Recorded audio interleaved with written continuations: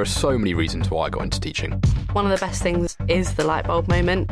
When you see a pupil suddenly understand something, that's really, really special. Every child is so full of potential, and the thing that makes me proudest to be a teacher is seeing them realise what they are capable of. I don't think any other job can give you the same satisfaction. That's why I chose to teach. You could get £26,000 tax-free to train. Search, apply to teach. Selected subjects only, subject to eligibility.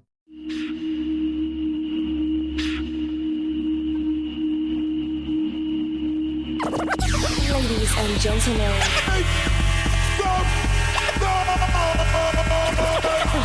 Podcasting since 2005. You were listening to Gamer Tag Radio with your hosts Godfrey, Pete Rock, Parris, Pasta. Come on, come on, come on. Yeah.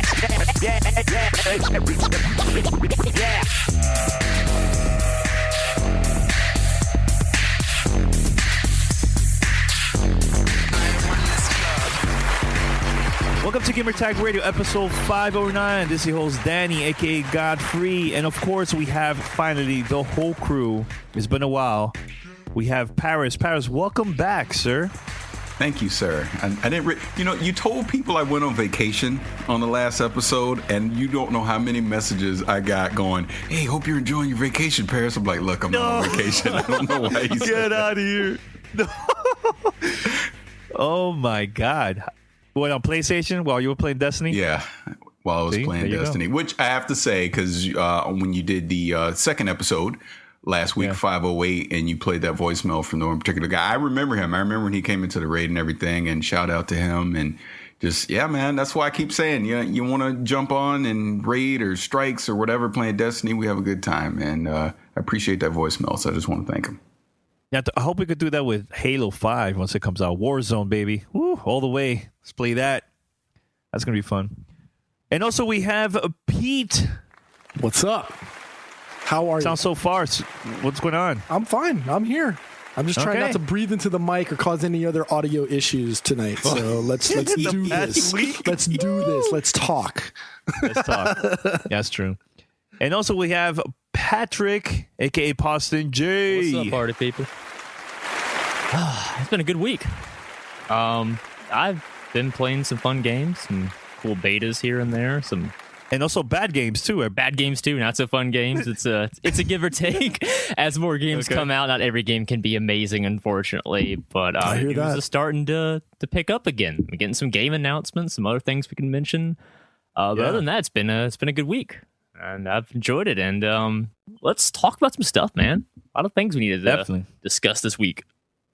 Definitely. Well, first off, head over to gamertagradio.com or play.it. Listen to our past episodes or give us a call, 786-273-7GTR. That's 786-273-7GTR. Email us, fanmail@gamertagradio.com. Speaking about fan mail, I think last week's episode 508 that came out on Thursday, I really enjoyed that audio. That episode was really, really fun. Took some time to edit that episode, but the part that I had a lot of fun with was, the listeners calling us, emailing us, just sending us a lot of great questions for the episode. So I hope for episode 510 we get more questions and all that stuff, man. So please continue to send us comments, feedback, everything. Even questions for Patrick, Pete, and Parris. That'll be great, man. So continue, please. Man, this week has been kind of weird. The theme this week has been microtransactions. I know not a lot of people are a fan of that stuff. So I believe Bungie made an announcement about that for Destiny, and there was an announcement also. I don't know if it was from Microsoft or the developers of Tomb Raider. They also announced that they also is going to have microtransaction. Now, a lot of people freaked out with both, but which one you see that it's not that bad, and the one that there's a lot of issues with it? Who wants to start? I'll start. And look, bias aside, Destiny Talk Radio aside, which, by the way, I have to say, we've been getting a lot of feedback. People sick of us talking about Destiny. I don't know what to tell you because everyone's talking about it. So what do you want us to do? But Bungie, with their plan for microtransactions, I'm actually okay with to a point. To make it short and sweet, they're going to charge you for cosmetic items like shaders, emotes, things of that nature. It will not have anything to do with actual gameplay content, maps, levels, any of that, weapons, any of that kind of stuff. So the actual game itself will be fine. You're just essentially buying cosmetic items. The good thing about this, if they pull it off, is they're going to use that money to fund additional content. So that's where our quote unquote DLC is going to come from for the rest of year 2 of Destiny. So if that happens, hey, I'm all for it, because let me tell you something. I will never buy any of that stuff. I don't care about that. I just want to play the game. So for me, I don't have to spend additional money to get more content from Destiny in year 2. So that's a good thing. The thing that gives me pause on that is how much content are we going to get in year 2? In my opinion, it needs to exceed what we got in year 1 for Destiny to make sense to me. Because if it doesn't, then I would have been okay paying for actual DLC content because I want more. You know what I mean? So it's a game I enjoy playing. So if I need to pay to get more, that's fine. But on the surface, what Bungie's doing, I'm okay with. Now, Tomb Raider, it doesn't affect. Here's the thing. It doesn't affect me because what they're essentially doing, EA's had this for years with various games where you can pay to unlock certain things or get higher items within the single player game. Just if you don't want to grind and you're not patient, you can throw money at the situation and you can advance through the game by unlocking certain things. I personally would never do that. I don't like that, but it doesn't harm anyone if they don't want to participate in it, especially a game like Tomb Raider, since it's a single player experience anyways. It's not like multiplayer is being affected by this. I just don't like the practice that these type of things are built into games now, that $60, especially for a single player experience, it just isn't enough. The developer and the publisher, or more specifically the publisher most likely, is trying to get additional funds out of you instead of just what you paid, from the get-go. Mm-hmm. Multiplayer games with DLC maps, all that kind of stuff, that's fine. I understand that because you're paying the developer to do extra work to give you this additional content. But a single player game, when they do all this microtransaction stuff, I'm not a fan. So, question. Yes. Would you be a fan of that if, let's say, it was year 2 and it was the only way as an add-on for the developer and or publisher to make money to do additional stuff, kind of like what Destiny is doing with the... And that's fine, because you're giving me additional content. What Tomb Raider's doing isn't additional content. What Tomb Raider's just allowing you to unlock something faster. That's already there. Yeah. And I think the gamosphere or whatever you want to call us we've covered this ad nauseum with other stuff. I think the one that everyone might come to mind is the Battlefield one. When our friends over at Sarcastic Gamer, they made a big stink about it, and EA I think did something about that as a result of the big hullabaloo that everybody raised. So I mean, I'm on the same boat with you. I'm okay with what Destiny and Bungie is doing because it's purely cosmetic. It's not going to affect the game in any way other than what you're seeing on the screen. And I'll be frank, I'll be the first person to throw money at my Xbox so that my Titan doesn't dance like a goofball and I can get him to do something like the MC Hammer dance or something like that. You know what I mean? Yeah, and that's what they're counting on. They're counting on people wanting to get these additional emotes and shaders and, like you said, throw money at the screen and buy them, but you're not being forced to do it. And I think that's the key. As long as you're not forcing me to do it and it's completely optional, then it's my choice if I decide to, and that's fine. And if the money that you're getting from this is allowing you to basically give us free DLC in year 2, thumbs up to it. I'm fine with it. Just show me what the content's going to be. That's all I care about. Man, but you know what? I know a lot of people complain about microtransactions, but you'd be surprised the amount of people that actually buy this stuff. Well, that's why they do it. Oh, we know there's a bunch of wallet warriors out there. I remember people doing it as far back on EA's Need for Speed. I can't remember which iteration it was. I think it might have been Most Wanted, but people were doing, they were doing that. And within the first day, they already had like a Bugatti Veyron all tricked out and, best, with all the engine and all the perks. And then, and that's day one, stuff that people shouldn't have unlocked for at least a couple of days, maybe a week through just regular gameplay. And it was just, it's almost unfair. And especially if it bleeds over into the multiplayer. Granted, it doesn't really affect Tomb Raider in this case because, it is a single player game. But if it alters the game for stuff that's already on the disc when you paid for it, that I think is where the stink comes from. As long as I'm not missing out on anything because I'm not choosing to spend nickels and dimes here and there, I have no beef with this. So for me, as I'm reading up on the Tomb Raider DLC, it's not as reactionary as I assumed it would be. It's, as we've said before, it's just things that are already in the game you can unlock, essentially like cheat codes that you're now getting faster without having to probably beat the game first, and you get to unlock it. So now you would have the ability to have, the big head mode, the quicker heal mode without having to complete the game first and all those credits. That's fine. For me, Tomb Raider's a hardcore game. I played on the hardest difficulty setting. I enjoy the challenge. I wouldn't want any of that stuff anyways. And on Destiny thing, again, it's colors and dances, and that's fine. And, if, as Parris has said, if that really is helpful to fund more free of DLC for Destiny, I'm completely on board for that. That's exciting. Because at this point, I guess I'll go ahead and phrase this question to you, Pete and Parris right here to you guys. At this point, you're $40 for Taken King. Have you gotten your full $40 worth, or do you still expect some kind of free DLC between now and the next major expansion? I would say yes, I have, because I know that hard mode raid is coming, and I'm still doing stuff in the game. Again, we don't need to make this Destiny Talk Radio. No, we don't. A lot of we can't. I'm okay with that. No, because you know what? I do get what some of the feedback that we're saying. I mean, we're Gamer Tag Radio. We should be talking about all the games and not just one. So I'll just keep it short and sweet and just saying that there's a lot of content still out there for Taken King. I know that hard mode raid is about to come. So just on that alone, yeah, I feel I've gotten my $40 worth out of it. And there's obviously all the PvP stuff that I can do as well. So I'm not complaining at all. And I'll just throw this in there before you say something, Pete. I look at what Halo 5 is doing, and I think they haven't announced it yet.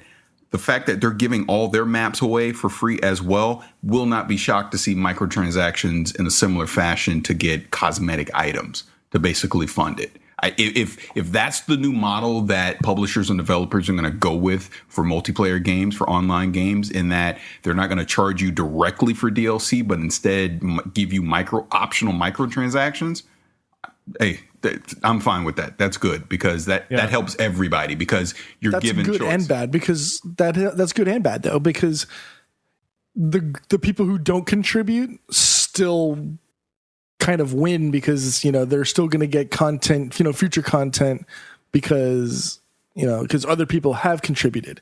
Now, I'm just hoping that it's something that it picks up, that people that may not immediately be like, I'm not going to contribute, I'm not going to do that, see that and be like, okay, all right, no, fine, maybe I'll throw an extra $2-3. It's only $2-3, granted, in the grand scheme of things. Not a lot. Not everybody has the disposable $2-3, like most of us do, but it benefits those who pay more, because they're actually seeing the value of what they put forth. But there's a lot of people that are stingy and refuse to put money in afterwards, and they're gonna get the bonus without ever having to put in.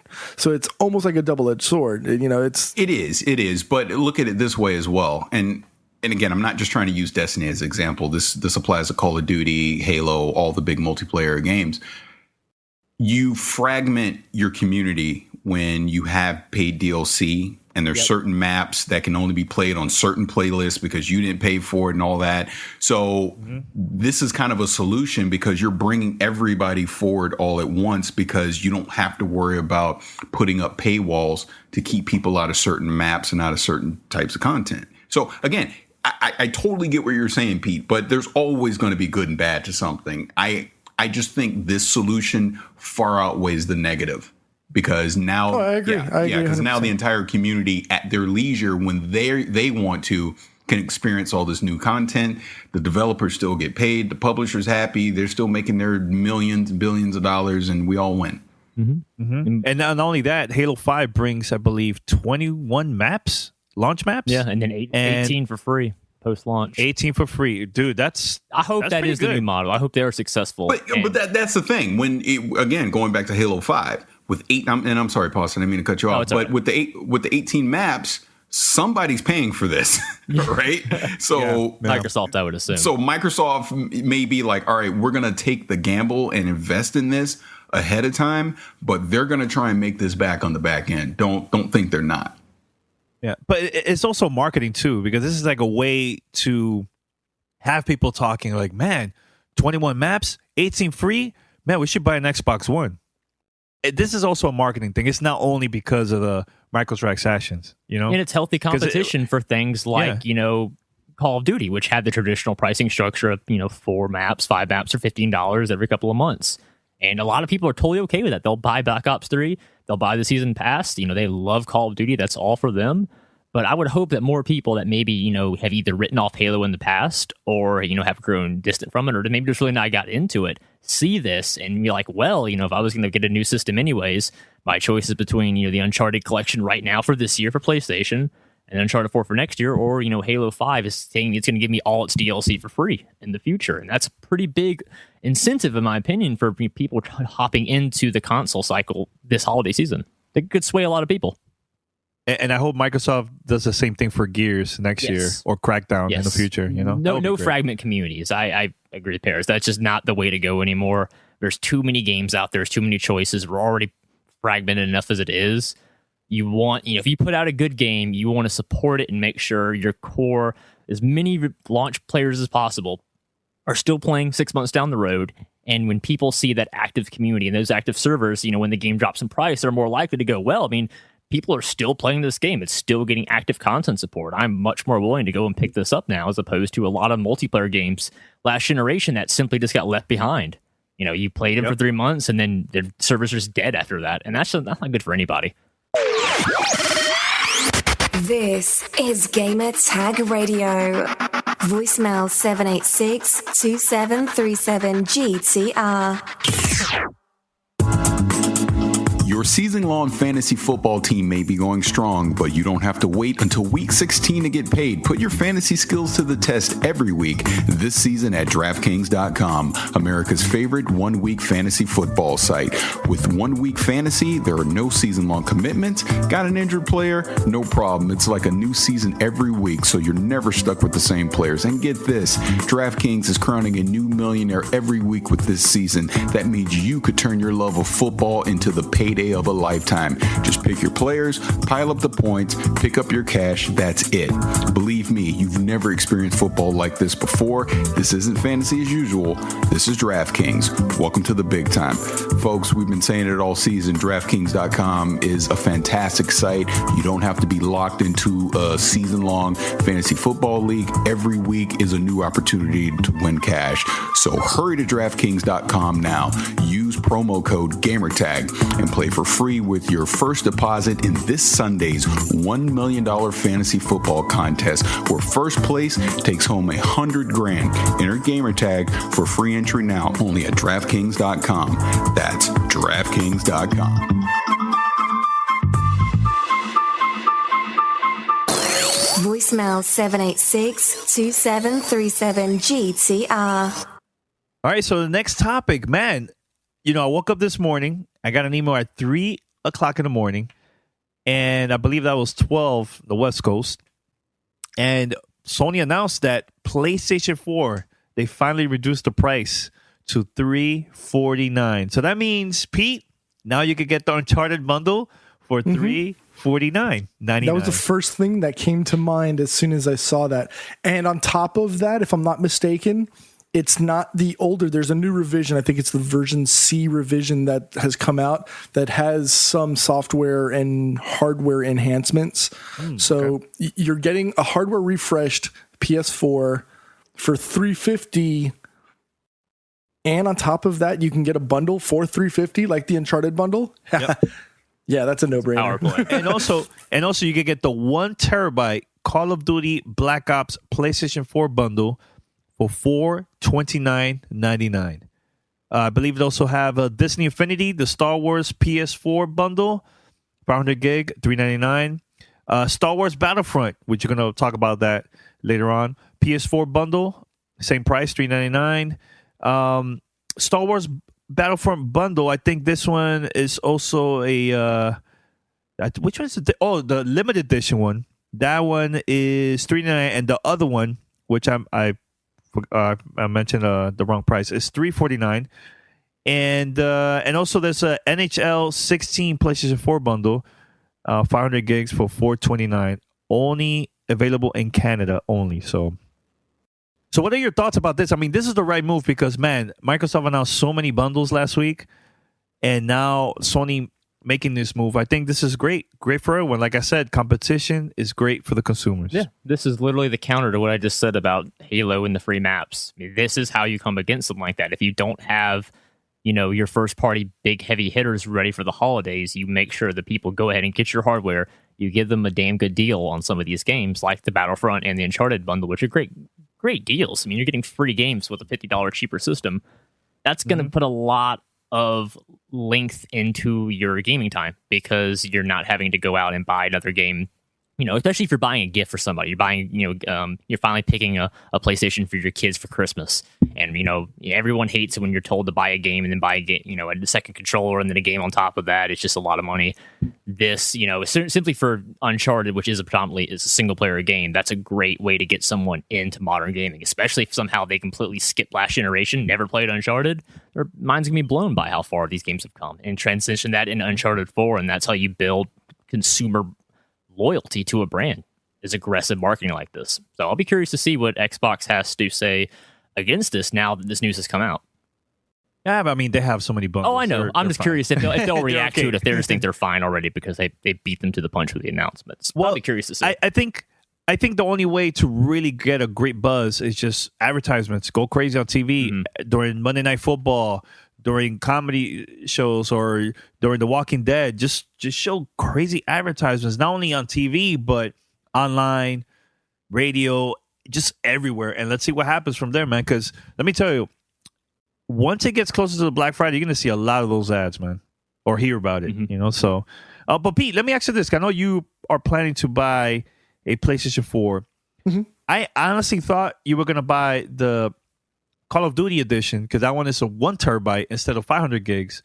So you prefer to get the Uncharted the collection one, that bundle instead? The reason being is because of the ability to swap out the hard drive at will on the PlayStation. With the newer one, I don't know if the newer 1 terabyte is going to be the C chassis. I'm actually looking at it right now. There's some cosmetic changes. It's all matte black instead of having some shiny black. They use 8 1 gig memory sticks instead of 16 512 meg memory sticks.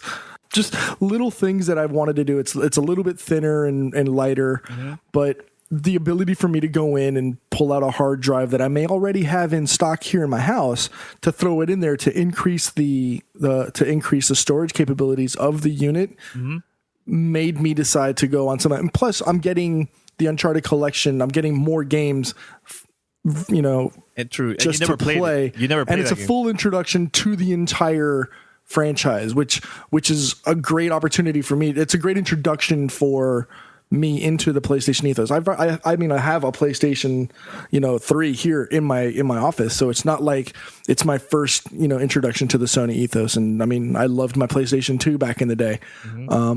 But I just wanted to have that whole Uncharted experience be my introduction into into, as Parris likes to say, into greatness. So, that's pretty much it. Yeah. Excuse me? Greatness awaits. No, what are you going to... Sorry, Pasa. What are you going to say, Pasa? No, nothing. Making a bad pun. Go on, Pete. Oh, okay. Okay. I'm done. I'm done. That's pretty much awesome. it. Welcome to the fold. Right. Hey, Pete, what was this? The Deus Ex cancel? Deus Ex? Yeah, Deus Ex. What happened about that? So there was some backlash from consumers when Deus Ex announced their Augment Your Own Pre-Order promotion. It gave buyers or potential consumers who were interested in Deus Ex, myself included, I know Parris is hyped for it, but it gave people a chance to throw money at an upgraded experience on the new Deus Ex title. And And a lot of people complained. Myself, I remember I picked up my son a couple of months, like a couple of weeks ago, and the first thing he said in the car besides "Hey Dad" was, "What's going on with Deus Ex? What stupidity did they decide to do? Why? Explain this to me." And they listened, which thankfully people are doing. I guess the public is starting to get a little bit more a little more power when it comes to these things, but. Deus Ex, they decided, we're going to go ahead and cancel it and go back to the traditional pre-order methods of, you'll have, your console, maybe a limited edition, but they're getting rid of the Augment Your Pre-Order promotion. That's pretty much it. It's if you're interested in it, I mean, you can look it up, but they've got a whole, you can go to their site, deusx.com, and they have all the information there. Yeah, I was looking on, because I'm excited for the Witcher 3 DLC that comes out, I believe, next week or so. They announced that they're going to have a patch coming out, 1.10, and it's 15 gigs for consoles. Got to be a record, right? Well, it depends. It depends on the delivery method.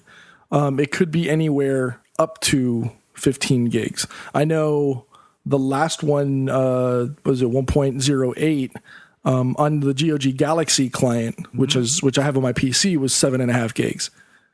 And it's been a couple of weeks since I've played it, so it was a 7 gig, it was a 7.5 gig, download. It was pretty chunky, but it's the most extensive update they've put to it. There's actually a 13-page guide that's available on the CD Projekt Red site that details it, and it's not even all of the information of all the things that they did to this latest update. I mean, that's a lot of bandwidth, man. That's a lot. And you know what? We could translate this right over back to that, right back to your argument of diskless versus disc. Okay, I have to There's some people. Some people may not have the bandwidth or may have that allotment or that ability to download that much stuff. So, what happened, Parris? What are you going to say? No, I just want to say, because I'm sitting there listening, and I was already in the chat saying stuff, but I'll just repeat it on here. I completely disagree with Poston on this. I will be floored if we see optical discs in any of these consoles the next time they roll around. It just doesn't make sense. I've said it before. I'll say it again. Go back to what Microsoft was trying to do in 2013. If they would have had better messaging, they would have gotten away with it then, as far as just a digital future on all games. I mean, technically, games are digital already because you're downloading them to the hard drive. They do not play off the disc. The disc is simply a delivery mechanism to get the game to you. And it's the authentication. Yeah, and the only people that are truly concerned about keeping discs are GameStop, Best Buy, Walmart, GameFly, companies that sell used games. That's it. The publisher does not want used games. None of them want used games. So, like it or not, they're going to collude and they're going to get rid of them. And consumers can throw their arms up and, I want my Blu-ray player and I want all this kind of stuff. And then, Microsoft, Sony, and Nintendo, they're just going to shrug and go, oh, well, we got Zelda, Halo, and Uncharted. If you want to play them, guess you better download them, because that's what's going to happen. And again, they will buy it. Yeah, they will buy it. Of course they're going to buy it. And, again, as being a longtime PC gamer, I'm used to this anyway. So it doesn't bother me. Again, technology moves forward. We don't stay stagnant. Optical disc is an old technology that was needed 10, 15, 20 years ago. It's not needed anymore. I mean, if we're just going to stay with something that works, we'd all be popping in Betamax and VHS tapes to play our games. We're not doing that, are we? So things are going to move forward. HD DVDs on our Xbox 360. Yeah, oh God. Yeah. Hey, I was hyped for that too. Guilty too. Yeah, I mean, look, the book industry, music industry, movie industry, that's what they're going for. They rather have this digital for them not to pay extra money to create copies for everything. Yeah. Having it digital, it's a lot cheaper.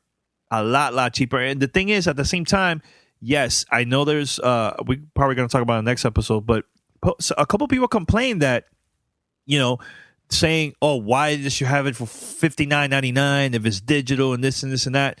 The companies like selling all these games with no disc and everything, while having the same price. The thing is, guys, they don't want to have a bad relationship with retailers. So they're trying to figure out how they can make them happy. You know, like Microsoft announced last week about these bundles, and P, I know you mentioned this. GameStop was not going to sell consoles with digital games. If they had a physical disc, they will be allowed to be sold in stores. So for them doing that, you know, have I believe the bundle that has Gears of War, Ori, and Rare Replay, 2 of them has physical disc, and there's only 1 digital, which is Ori. That's it. That one is allowed to be over there at that store, you know. But that's the thing, man. A lot of retailers, they're really, really worried. They're scared because they're going to lose a lot of money when this happens. And this eventually is going to happen in the future. Voicemail 786-2737-GTR. Socks. That's right, socks. Anyone that knows me or follows me on social media knows I have a thing for socks. And I have to tell you guys about Mack Weldon. These guys were dope enough to send me a few pairs. And I have to say, they're the most comfortable things in the history of hosiery. Yeah, I just said that, didn't I? Whatever, I'm sticking with it. They're that good. They stay up. They have this little padding on the bottom that literally feels like little pillows for your feet. And not just that, they're mad stylish as well. They also sent me some t-shirts. I mean, who doesn't dig t-shirts, right? But these shirts are special. They have this thing called XT2 Silver, which means they've got silver woven into the fabric of the shirt. And because of the silver tech in the shirts, means they're antimicrobial and anti-odor. And with Fallout 4 coming out soon, this means you can literally get lost in a wasteland for days without smelling or needing VADs to get healthy. And if that wasn't enough, if you don't dig what you get, doesn't fit right or whatever, they'll replace it or refund your money, no questions asked, or returns needed. The whole process is a breeze. Just head on over to MackWeldon.com. That's MackWeldon.com to place your order and get 20% off by using the promo code GTR. That's promo code GTR and save 20% right now over at MackWeldon.com.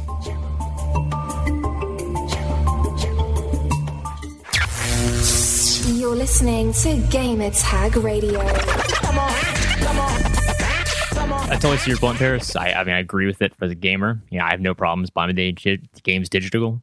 But you know, if you're going to speculate that Microsoft, Sony, and Nintendo are going to collude to remove physical games, I'm going to speculate that Walmart, Best Buy, Target, and GameStop are also going to collude to give those companies a crap ton of money to leave those optical drives in the next systems, because that is a huge part of their revenue, at least in GameStop's case. So I just don't see GameStop dissolving off the face of the earth in 5 to 6 years. That's why, in my opinion, there'll be optical drives for one more generation until GameStop and the rest of the brick and mortar industries figure out a way to adapt or die. But I just think they have so much retail pulling power on their end that they could convince the big three to leave the optical drive. Maybe not Nintendo, but certainly people with a huge Western focus like Sony and Microsoft. That's my speculation. That's where I'm coming from. My concern is what do any of those hardware developers gain by not pushing out a physical disc? Good relationships, promotion, marketing, and probably a huge lump sum or some kind of annual deal. Think of the lump sum of money that, but think of the money. It works both ways. Lump sum of money that they save from not having to license. I mean, not just the hardware, but the software itself. Like right now, Microsoft has to pay $100 to Sony for every Xbox One that's out on the market. That's my point. It is a dying technology. Why would you drag it out an additional? Because think about it. When you come out with that next console, for argument's sake, let's just say it's 2019. You're holding on to it for at least another 7 years. So we're going to be into the mid to late 2020s, and we're still going to have Blu-ray discs. Come on, get out of here. That's not makes no sense. It's not going to happen. It's just not going to happen. And to go to what you're saying, Pauston, Walmart or Best Buy or whoever could throw all the money they want at Microsoft, Sony, and Nintendo, but in the long run, it would never be enough versus the amount that they would save by not having to do R&D, including an optical. That stuff costs money, and it adds up to hundreds of millions of dollars. Every time they try and make these new consoles, they're not going to do that. And if the retailers were to sit there and pitch a fit, like, well, we're not going to list your games, we're not going to sell them. We're in an online world now. It's just it is. You know what I mean? You can easily go to your PlayStation store, your Microsoft store. You can go online to Amazon, which Amazon's already adapted to this. You don't have to buy you don't have to buy a physical copy of the game. You can get a digital copy of the game from Amazon now. So that's what those retailers are going to do. They're going to start selling you codes, and you can just go download it. Done. We're going to talk about Star Wars Battlefront Beta.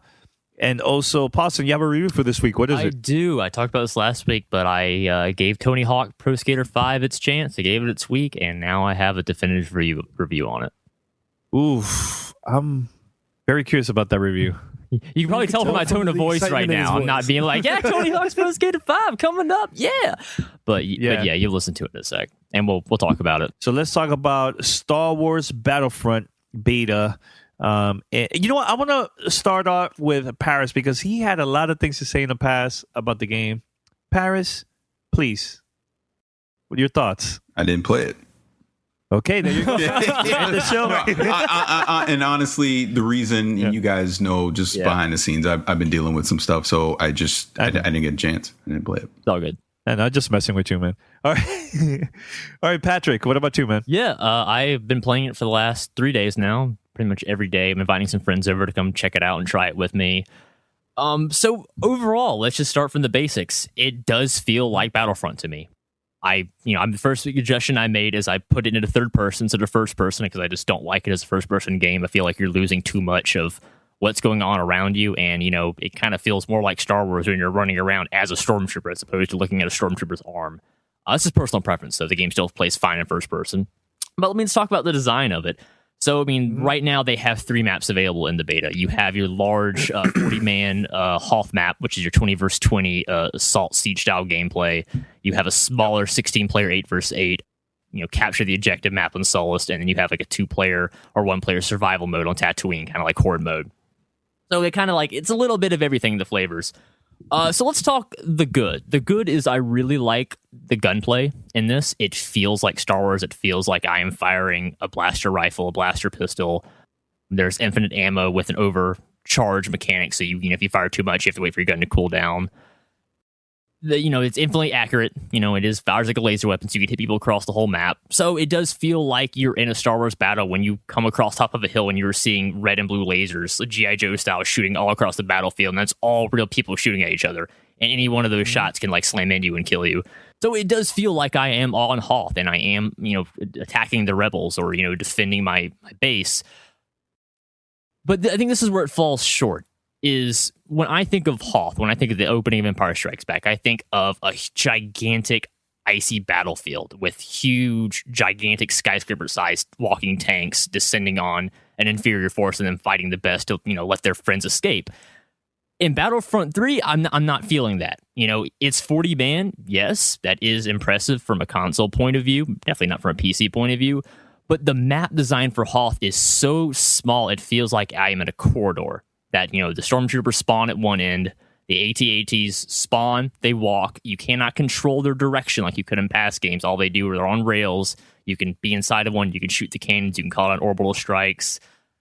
Well, you're there for a couple of seconds. You're there for a minute. You have a minute timer before it kicks you out and puts someone else in there. So it kind of feels like it doesn't really feel like you're controlling an armored behemoth by any means. It's more like you're just hopping into a free, auto turret to kill some people and then go back as a stormtrooper. So that to me is the first bummer. The second bummer is the whole game is based around this idea of a collectible power-up system, very reminiscent of the old school Quake style of gameplay, where there literally are little spinning lightning orbs or orbs that look like AT-STs or AT-ATs or TIE Fighters, X-Wings, etc. And all you do is you pick one up, you hold down the L1 and R1 buttons, and then you automatically summon yourself into one of those fighter jets or an AT-ST. And those aren't limited, which is nice. You can't control them until you die. But the problem with the aircraft, with the snow speeders, with the TIE Fighters, the X-Wings, the space that it gives you to fly around is so unbelievably small. You're essentially just driving in like a big NASCAR-style space circle. So you're hitting invisible walls, turning around, coming back, trying to make strafing runs. It feels very awkward. At no point do I feel like I'm playing a Rogue Squadron-style game. I don't feel like I am an X-Wing pilot. I just feel like I'm kind of controlling one for a little bit until either, I crash, I get shot down, I run into someone else in midair. It's a little bit of a cluster bleep, in my opinion. And I think that purely is because the skybox is just much too small. Even Battlefield has a larger skybox for some of their aerial vehicles. So to me, I just don't like this whole idea of, for me, it's the power-up system. You know, going from the past Battlefronts where you'd spawn in your base and all the vehicles were lined up Battlefield style, and you'd hop into them and you'd take off and you'd fly. That to me felt like Star Wars. This is more like I'm kind of playing a Star Wars collection of mini games where the core game is fun, playing as a stormtrooper, playing as a rebel fighter. You know, it's really fun to get in shootouts against the other team, but the vehicles just feel so tacked on and almost lifeless that there's no sense of exhilaration or enjoyment. Like, oh man, I'm flying an X-Wing. Oh, I just shot down 2 TIE fighters and evaded a third one. This is awesome. It's not that. And that bums me because I'm kind of worried about the future of the larger style maps. Because obviously, for me, I'm speaking for myself here, the appeal of this game was of these large epic conflicts. You know, the smaller 16 8 vs 8 map, it's okay, but it's more like Call of Duty. You're a run around, people spawn behind you, they shoot you in the back, you spawn, you repeat over and over again until you win or lose. The Hoth battle feels graphically it's beautiful. I got to give it credit. Yeah. You literally see the snow being blasted off the top of hills, wind swept. It all looks just like Hoth. It looks just like they went and scanned in the sets into the game. It's beautiful, but the scale is just much too small. And on top of that, the vehicle system is just too weird and unusual. And a lot of players don't even realize that, so they won't even use the vehicles. They'll run right by the power-ups and go fight until they die, respawn, repeat. And then, nothing really happens. No one's capturing objectives. No one's making any headway. It just seems like everyone's kind of running around with their heads cut off. So, I mean, I'm a huge Star Wars fan. I can't overstate that enough. So, I like playing this game, but now I am worried. Now that I have physically played this and seen the direction they've decided to go in, it just seems like they're trying to make everything too accessible, which I don't agree with. I think there should be, if you want to use the X-Wing, you should be able to tell your teammates, hey, next spawn, let me use the X-Wing. I'm pretty good at it. And they're like, okay, give it a shot. But now it's just kind of like you got to get to the power-up first. And this becomes worse when you get to the heroes part of the game, because at least in the Hoth battle, you can play as Luke Skywalker or Darth Vader. But have you unlocked that? I actually never get to found them because guess what? They're power-ups you pick on the map. They're not indicated of your skill, how well you're doing for your team, anything. It's just you got to be lucky enough to be able to the first person to find one on the map. And that's a super bummer to me because you'll see, people pick them up and all of a sudden you see Darth Vader kind of just almost like flying around and jumping around like a fool, and then he gets shot to death. Or randomly, like Luke Skywalker run around waving his lightsaber like 2 ray batons, and then he gets shot to pieces too. And like at no point you're like, oh man, I feel like this is Star Wars. Follow Lord Vader, and then he does something stupid and walks off a cliff, and you're like, oh wait, that was a person, right? It's just there's too many things that hold me up from being like, man, this is a great Star Wars experience. I just feel like they made too many liberties from the past gameplay, from the past series. I think the game is fun. It is fun. Don't get me wrong. It's fun. It's fun playing with, I don't see me playing this game for a long time. That's the thing. Longevity, I'm concerned greatly. To me, I see myself like, okay, play a couple games. Okay, on to the next different game. Like that's how I say it. The thing is, too, which I know Parris mentioned this a lot of times, is that there's no story. And, that kind of killed it for me because imagine me playing Halo with no story, just multiplayer. Like I feel that there's certain games need to have a campaign, So, but yeah. Anyways, P, anything you want to say before we go to the next topic? I mean, if the fans want to send us feedback about, please do. I'd love to hear Star Wars feedback us from other people that have played this. Please, I like to start a dialogue about this.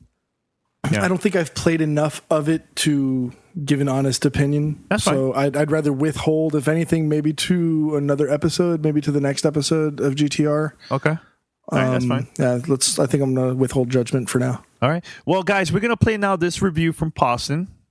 So I don't have an opinion, huh? I mean, you just said you haven't played it, so... Well, I still have an opinion on what he said. All right, so go for it, Parris. What is your opinion, Parris? My opinion is I've been telling you guys this for months. This is the game. It's a No Man's Sky situation. Parris is right. Let's wait till the final game comes out because it is not fair to judge a preview, but everything that Poston has been saying is it's been all my fears. My Star Wars optimism has blinded me to this until I played it myself. I will admit that. But now I've realized the truth. I've been saying it since Star Wars Celebration, and I'll still say it right now here in October. We'll see in November, but this is a game you'll play for 2 weeks. You'll have a blast, and then it'll go on the shelf. And collect dust. Yep. Okay.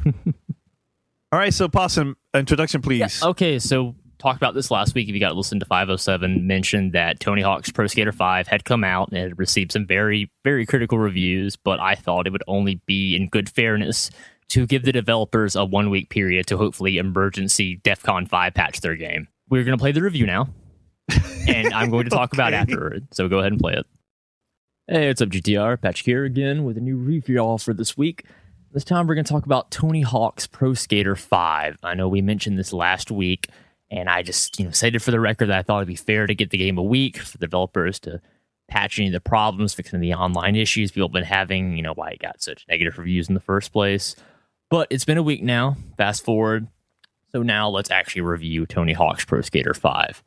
So I'll be straight up. I was optimistic going into this. I liked the core gameplay. I thought it was very reminiscent of the old games, which I loved as a kid.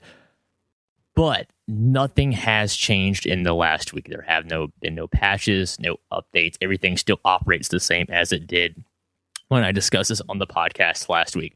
So first off, I got to say that is a huge bummer. I really thought this would get a quick turnaround. They would realize, the red flags are everywhere, try to fix some of these issues, but everything is still just the same as it was at launch. So let's just be straight up about this. I do not think this game is worth $60, at all. Way too much money. In the future, if it can come down in price, maybe $20, maybe even $30, but that would have to be on the prerequisite that they have gone back in and patched or updated this game, and I have not heard anything on my end of any plans to do so anytime soon. So I have to review it as is. So, overall, it's a fun skating game. It's designed well. The courses are interesting. I do not like how they are locked behind essentially the mission unlock paywall. You have to earn 15 stars minimum in this series of missions that repeat every single game to unlock the next level. Just feel like that is just way too much grinding and effort, especially when a lot of these missions are very repetitive, pretty boring, and aren't that interesting for the most part, other than some cute novel ideas such as your head grows larger and larger and you have to use combos to deflate it, or you have to light your board on fire with the campfire and then light torches on fire. So there are a couple of cool ideas here gameplay wise, but as far as the overall package, it's just nothing that gets me excited. Nothing in the reminiscence of the old days where you had an awesome soundtrack, an awesome gameplay, and really well designed courses. The soundtrack in this game, it's okay. It's kind of all over the place. Got your hip hop, got your punk, got your pop music in there. Again, really no standouts here, nothing compared to the past games. But the only highlight really here is the gameplay. It is a fun game. It is designed well, but it suffers from some bad frame rate issues, which seem pretty unexplainable because they happen sometimes in single player as well. It's just a mess. You do sometimes fall through floors. You end up inside of objects. You sometimes crash for no discernible reason. And the other side of the hand, you have the online mode feature, which, it sounds good on paper. It's supposed to be basically a free lobbies, free skate areas. So when you load into a level, you have other people riding in that level with you, and then you can theoretically quickly invite them into quick little parties and form groups that play missions. But in my experience, it just doesn't work at all. The player invite system is very convoluted. It's slow. It does not use internal matchmaking mechanics. It uses the external Xbox's overlay dashboard of sending individual game invites to people you don't even know who probably aren't going to accept it because you're just trying to get a quick game together.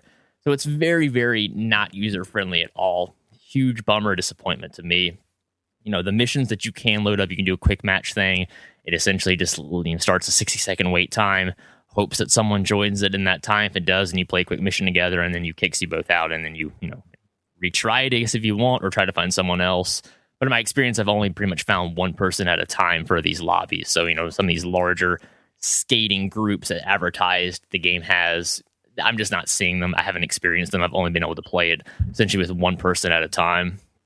On the other side of the coin, you do have the ability to create your own levels from scratch. And the system is very well designed. It's very easy to use. It's intuitive, easy to use for a console.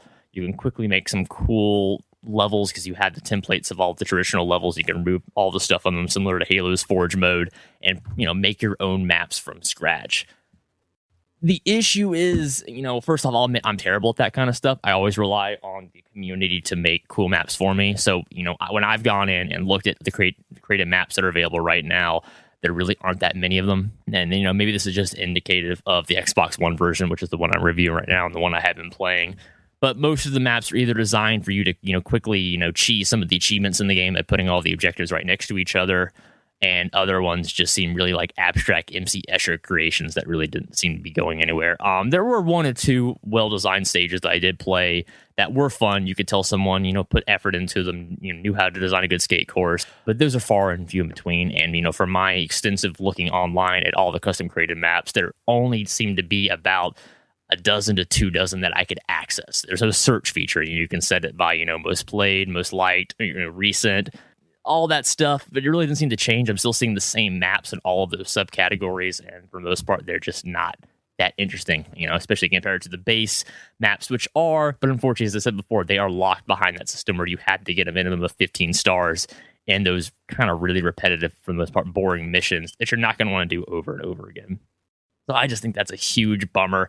I am a big Tony Hawk fan. I was really looking forward to this. I had high hopes for it, and I gave them their chance. I gave them the week to fix it, something, anything, but nothing has changed. So unfortunately, I cannot give this game a recommendation at all at this full $60 price tag. Again, if sometime in the future, it drops in price dramatically, I'm talking, at least $30 to $20, and they go back and fix a lot of these issues, this could be a great game to have in your Xbox or PlayStation library because, right now there aren't really any other skating choices at this point. Maybe there's a possible EA Skate 4 on the horizon. We've speculated this on the show many times, but nothing concrete yet. This is what we do have. This is Tony Hawk's Pro Skater 5, and I just can't recommend this for full $60 because it's just too much of a buggy mess at this point. And honestly, I just don't think there's even that much content to warrant $60 to begin with. It does need a severe price drop, and it does need a lot of love and attention on the bug fixing, on the mechanical, on the Q&A side. Because, underneath all of the crap that is stacked on top of this game against it, there is a fun game here. It just needs to run at 60 frames per second. It could use some visual tune-ups. There's way too much texture pop-ins.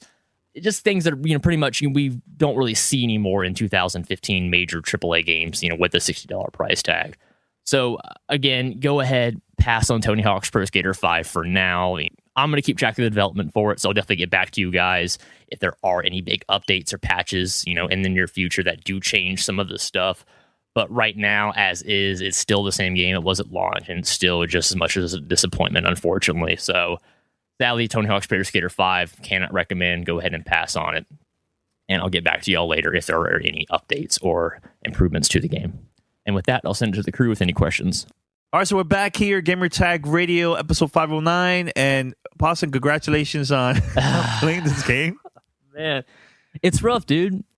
I really, really wanted to like this game, but I think this was a case that the developers just wanted it done out of their lives and move on to bigger and better things, which is a bummer because there is the skeleton here of a great game, but it just was not either designed well, QA'd well, tested well. I think a lot of factors, it's obviously no one person's fault. It's just a large amount of factors that ended up with a very shoddy final product that should not have been full price at all. So let's be sure about this. This game is not worth $60, period. I feel bad for Boston. It's been 2 weeks in a row now. I kept trying Afro to and get now Tony into Hawk. it. Yeah, but you can't all be winners, unfortunately. But that's true. As I said in the review, if something miraculous happens and they do for some reason go back and fix the game, I will come back on this show and rectify that. We'll address that. But right now, as it stands, it's just not enough content for that price tag, and the content that is there is just under too much stress from the bad frame rate, bad collision detection, the online, which is barely functional. I think this is my biggest issue, as I said in the show, was, if you give me a sub menu a la Destiny where it says, press one button to quickly invite your friends, and then you bring up the whole Xbox overlay of their profile and you want me to manually send them a game invite, that in my experience 9 times out of 10 wouldn't work for some reason, and the ones that did, the people had already left the game by the time I loaded all that to invite them. That's a problem. That is not intuitive, that is not useful, and that does not make it easy to actually play with other people, which seems like the game was already designed around the concept of those free skate lobbies online, find someone, quickly invite them, let them join your game. I could not get that to work to save my life. And it just bummed me out because I can see other people still play this. They're suffering through it. They can see it's a good game too, but I can't keep with it at this point. I mean, it is literally a situation kind of like The Witcher. Thankfully, it's got a patch. Is like if it gets to a point where I just can't enjoy myself because of technicality issues, I just have to stop. You know, no matter how fun the base game is, if I'm not enjoying the process of loading it up, or more importantly, as I said, trying to unlock the other levels, because you have to do well enough on each of these crappy little missions to unlock the next cool level. No, sorry. That's bad. That's bad game design. And it just bums me out because, you know, we don't have any other skateboarding options at this point. Well, next week, the next episode, Parris might be reviewing a game. Parris, what will you have for the next episode of GTR? I'm going to review Transformers Devastation for the PC. And here's the thing, Parris is a huge I love how you cut me off. I love how I'm talking and you just jump in and cut me off. Oh, no, for real, I couldn't hear you. My bad. But continue now. I just had to point that out. Continue, please. No, I just want to say that you're a huge fan of Transformers. Yes, I think the biggest fan of Transformers. Autobots or Decepticons, Parris? Decepticons. Yeah, hell yeah, man. Thank you. What's up? Except for Optimus. Optimus is my But Starscream, man, he's awesome. Did you cry, Parris, when he died? Yes. Who did? There you go. Yes. Well, I know I was too young, but we know Poston didn't. I mean, like, we know Poston didn't. Hey, I watched it when I was a kid, and it got me. It wasn't until I was older I started becoming all icy hard and why are video games sad enough? I cried for a truck. Peter Cullen was the best truck ever. Seriously, that man's amazing. But then he came back. I'm like, wait a minute. I thought he was dead. It's a Spock situation. He's just too popular. Yeah. Hey, were you guys excited about the Ubisoft newest announcement? Far Cry Primal? Yeah. Were you excited for that or what? I was. I can't lie. It's wait, only Parris? I mean, only possibly? No one else? That's it? I wouldn't say I was surprised. The decision to go back in back in time to. Of course, you weren't Time Lord. 88. Shut up. 88 miles per hour. Doesn't work in this scenario, Danny. But the decision to go back to prehistoric era, was pretty cool. I like the settings. I love the fact that there's a potential to have a saber-toothed tiger as your companion, possibly. It's still early though, so it'll be interesting to see, but it looks interesting.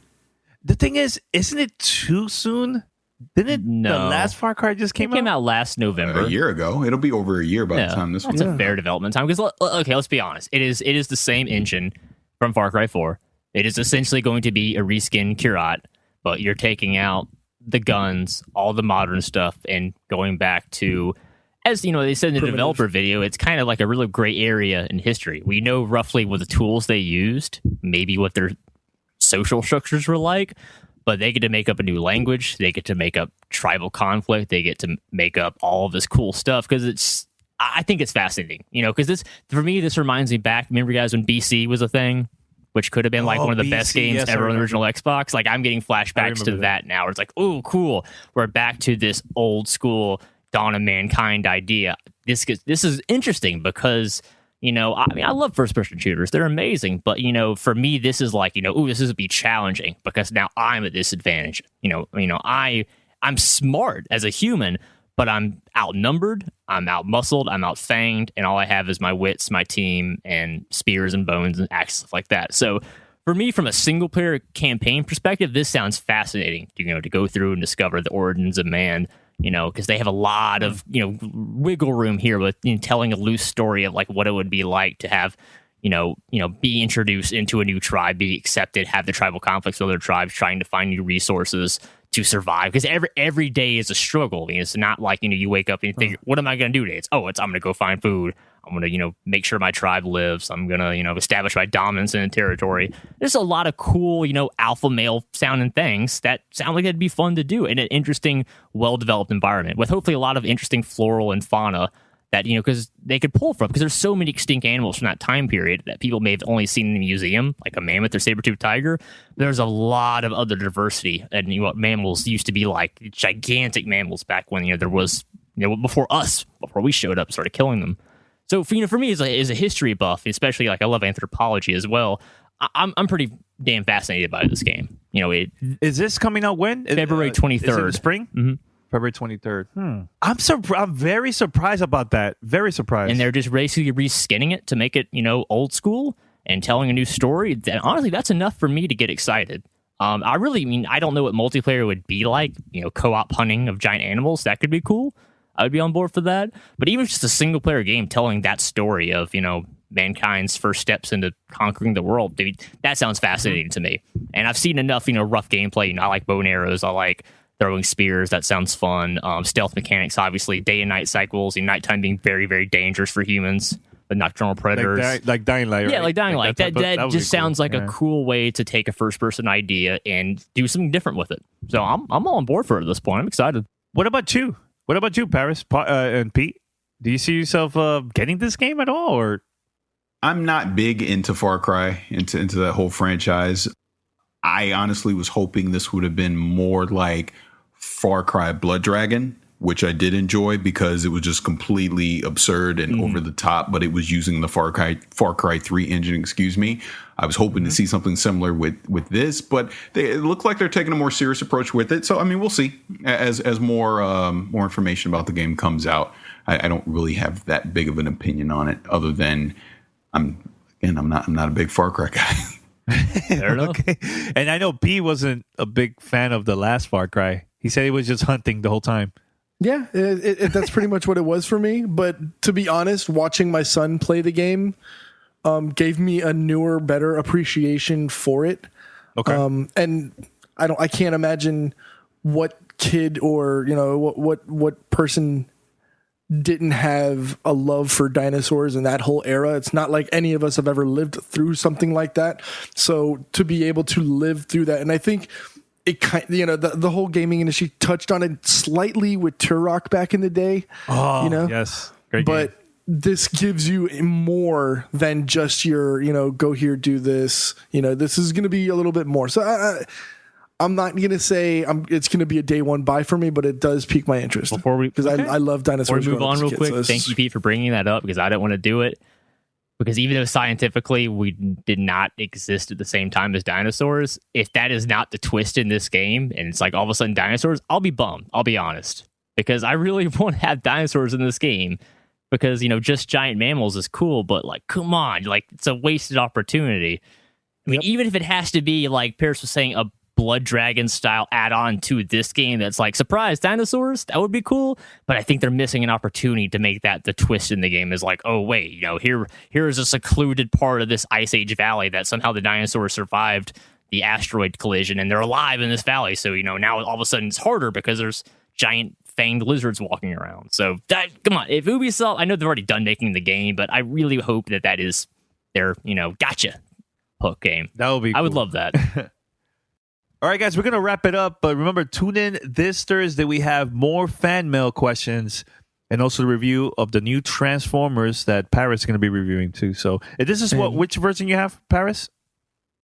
Before you cut me off, I was about to say I have it on Steam on the PC. Oh my God, you're a punk. and I'll potentially be doing a review as well for Wasteland 2 Director's Cut on Xbox One. Oh, that's going to be for Thursday? Yeah. Oh, wow. We're on the roll. We're on the roll. All right. And Apostle, I believe you're going out of town one of these days. I can't say for what. Yes, I'm not sure how much I can say. I'll be vague. Don't say location, nothing. Just yes. Just say yes. Yes, I am going somewhere for an event. Wow. Thanks for letting him answer. Thanks for letting him answer. And that's Danny. all I can say probably officially, but it is something that I am very, very excited about. And I know y'all probably will be too, but I'll be giving you a lot more information about that in the weeks to come. All right. That's cool. All right. So head over to gamertagradio.com. We'll also play.it and listen to our past episodes of Gamertag Radio. And share with your friends. Subscribe on iTunes, Spotify, TuneIn Radio, or Stitcher. Email us, fanmail@gamertagradio.com, or give us a call, 786-273-7GTR. That's 786-273-7GTR. Anything else you guys want to say before we wrap it up? I guess not. Sleeper Simulant. Hear crickets. The what? I said Sleeper Simulant. Okay. Anyways, we're out. Until next time. Peace. You're listening to Gamer Tag Radio. Be sure to like us on Facebook. Follow us on Twitter. Thanks for listening. Tune in next week.